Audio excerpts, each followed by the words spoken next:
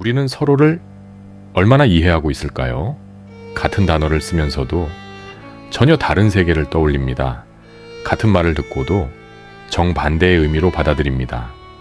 사랑한다는 말. 누군가에겐 약속이지만 누군가에겐 변명입니다. 이해한다는 말 때론 위로지만 더 자주 오만입니다. 당신은 지난 일주일간 진짜 이해받았다고 느낀 적이 있습니까? 웃긴 건 말이죠. 이건 결함이 아니라 조건입니다.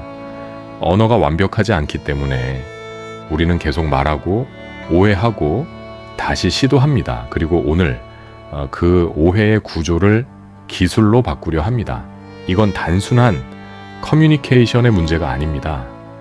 철학이 언어의 한계에 부딪히는 순간 나는 더 이상 혼자가 아니게 되거든요. 언어는 타자를 부르고 타자는 나를 다시 쓰게 만듭니다. 리뷰 영상 파트 1에서 우리는 결핍을 마주했습니다. 불안, 욕망, 반복. 이제 묻습니다. 그 결핍 속에서 우리는 어떻게 함께 살 수 있는가? 리뷰 영상 2번째 파트. 언어에서 관계로, 관계에서 흐름으로. 오늘의 여정은 언어의 끝에서 시작됩니다. 지난 편에서 우리는 라캉과 지젝의 세계를 지나왔습니다. 라캉은 말했죠. 욕망은 타인의 욕망이다. 지젝은 거기에 쾌락의 구조를 덧붙였습니다. 우리는 충족을 원하지 않는다. 결핍을 유지하며 산다. 그들의 사유는 내면의 구조를 해부했습니다. 나는 욕망의 언어 속에서 태어나고 그 욕망은 사회의 시스템 속에서 증폭된다는 것. 우리는 결핍을 인정했습니다. 그리고 그 결핍이 우리를 만든다는 것도 알았습니다. 그런데 말이죠. 여기서 철학은 다시 방향을 틀었습니다. 이제 관심은 욕망하는 나가 아니라 서로 말하는 우리로 옮겨갑니다. 욕망의 구조에서 소통의 구조로, 내면의 결핍에서 관계의 가능성으로. 웃긴 건 말이죠. 우리는 혼자서는 결핍될 수 있어도 혼자서는 회복될 수 없습니다. 이제 철학은 묻습니다. 진짜 자유는 함께 말할 때 시작되는 게 아닐까? 그 질문에 답하기 위해 5명의 철학자가 등장합니다.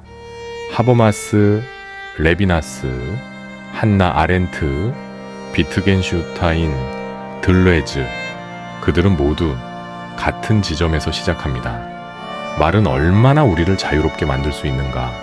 그 자유는 누구와 함께 가능한가? 하버마스는 철학의 무게중심을 옮겼습니다. 그의 이론은 거창한 이름을 가지고 있습니다. 의사소통 행위 이론.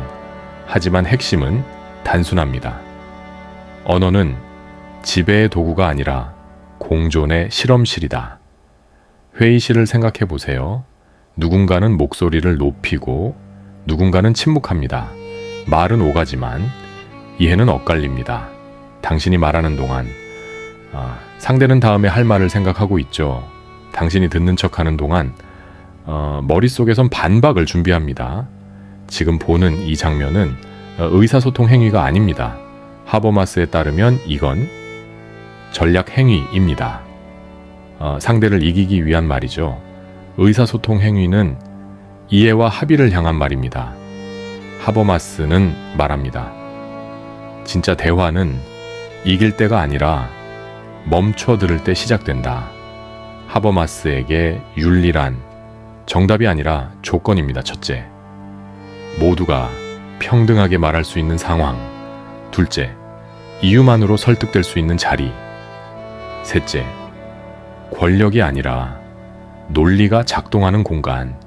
이 3가지가 갖춰지면 내가 맞다는 목소리는 줄고 무엇이 맞는가가 들립니다.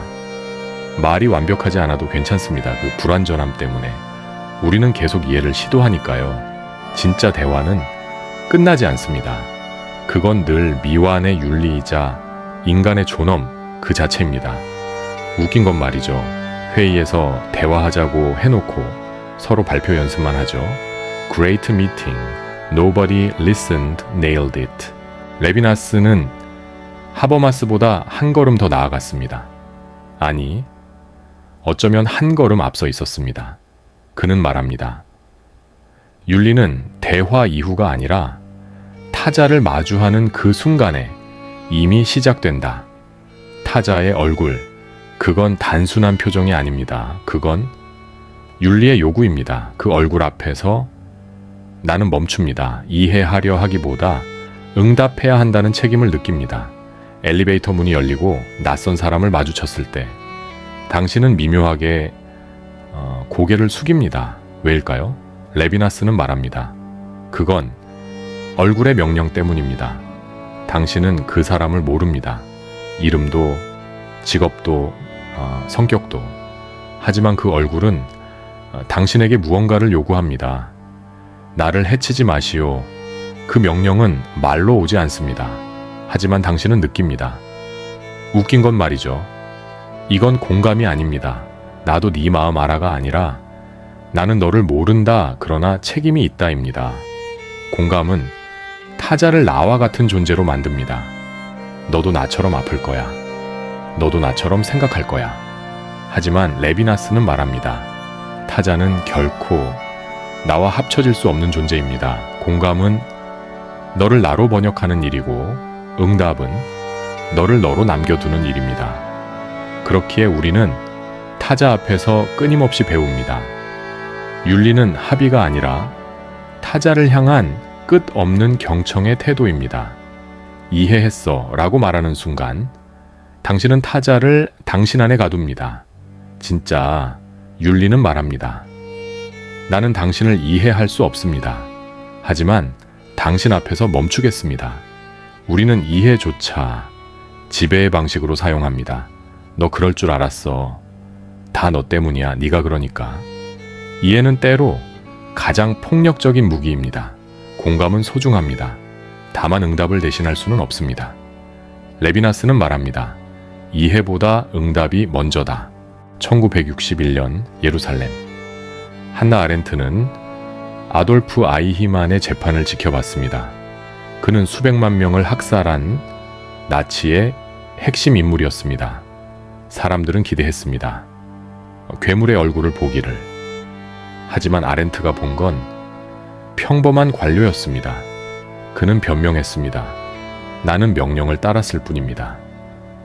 아렌트는 그 순간 전율했습니다. 악은 괴물의 얼굴을 하고 있지 않았습니다. 그건 단지 생각하지 않는 평범한 얼굴일 뿐이었습니다. 악의 평범성. 괴물은 드물고 무사유는 흔합니다. 그래서 더 위험합니다. 아렌트는 말합니다. 사유는 자유의 가장 인간적인 형태다. 생각하는 사람은 완전히 복종할 수 없습니다. 왜냐하면 그는 항상 자기 안의 대화를 듣고 있으니까요. 이게 정말 옳은가? 내가 이 결정을 내려도 되는가? 웃긴 건 말이죠. 오늘날 우리의 악은 더 조용합니다. 생각을 외주화하고 판단을 위탁합니다. 오늘의 나는 명령을 따랐을 뿐은 이렇게 변형됩니다. 알고리즘이 그러라던데요. 생각의 외주화, 그게 일상의 악입니다. 알고리즘이 고개를 끄덕이면 우린 생각을 생략합니다. 좋아요와 트렌드가 판단을 대신합니다.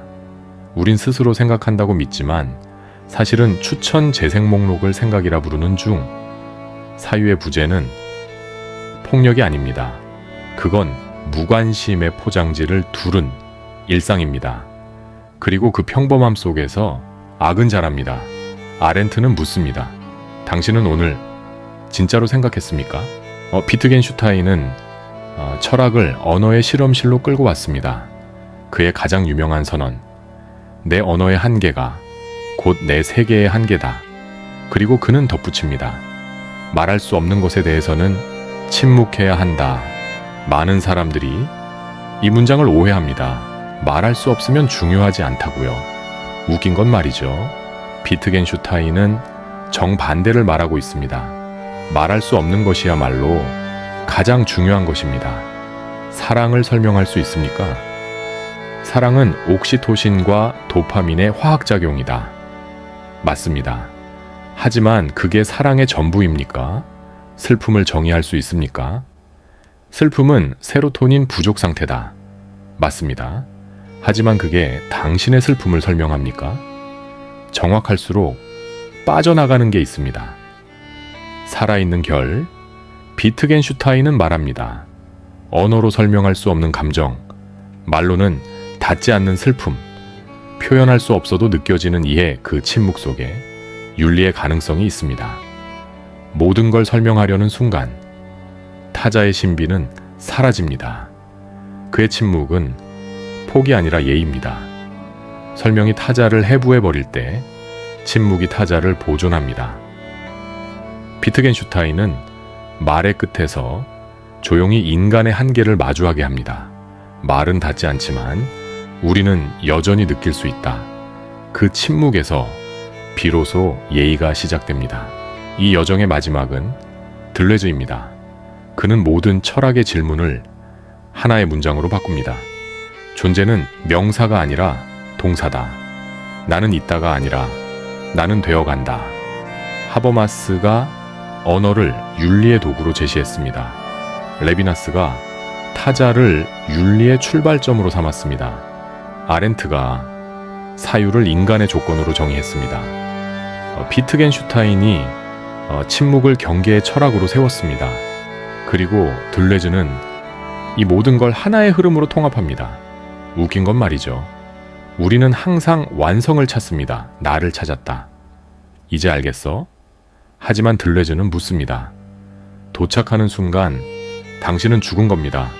삶은 완성이 아니라 진행 중인 문장입니다. 마침표를 찍는 순간 이야기는 끝납니다. 들레즈에게 나란 고정된 정체성이 아니라 끊임없는 변화의 흐름입니다. 당신은 어제의 당신이 아니고 내일의 당신도 아닙니다. 당신은 지금 되어가고 있는 중입니다. 우리는 나다움을 고정하려 합니다. 나는 원래 이런 사람이야. 내 성격은 안 바뀌어. 하지만 들레즈는 비웃습니다. 멈추는 순간 나는 사라진다. 들레즈는 말합니다. 나무를 보지 말고 리좀을 보라. 나무는 하나의 중심에서 뻗어나갑니다. 뿌리, 줄기, 가지. 하지만 리좀은 다릅니다. 중심이 없습니다. 어디서든 시작할 수 있고 어디로든 뻗어갈 수 있습니다. 나무식 자기소개. 하나의 직함. 리좀식 자기소개. 오늘 연결된 여러 역할의 흐름. 프로필은 박제가 아니라 갱신 로그여야 합니다. 당신은 직장인이면서 부모이고 친구이며 때로는 낯선 사람입니다. 이 모든 정체성은 동시에 존재하고 서로 연결되며 끊임없이 변합니다. 성장엔 줄기가 필요 없고 연결이면 충분합니다. 완벽한 나를 찾는 건 프린터 로딩바 99%에서 멈춘 것과 같습니다. It never hits 100. 우리는 멈추지 않습니다. 대화는 미완이고 타자는 다르고 언어는 불완전합니다. 하지만 그 불완전함 속에서 우리는 흐릅니다. 멈추지 말고 되어가라. 멈추는 순간 존재는 닫히고 흐르는 동안만 우리는 살아있습니다. 파트 1에서 우리는 결핍을 마주했습니다. 키에르케고르의 불안, 니체의 자기극복, 사르트르의 시선, 원효의 모순, 라캉의 욕망, 지젝의 반복. 우리는 배웠습니다. 나는 결핍된 존재다. 이번 리뷰 두 번째 영상에서 우리는 관계를 마주했습니다. 하버마스의 대화, 레비나스의 얼굴, 아렌트의 사유, 비트겐슈타인의 침묵, 들레즈의 흐름. 우리는 배웠습니다. 하지만 나는 혼자가 아니다. 결핍은 저주가 아니라 연결의 조건이었습니다. 완벽하지 않기 때문에 우리는 타자를 필요로 합니다. 이해할 수 없기 때문에 우리는 계속 듣습니다. 말이 닿지 않기 때문에 우리는 끊임없이 시도합니다.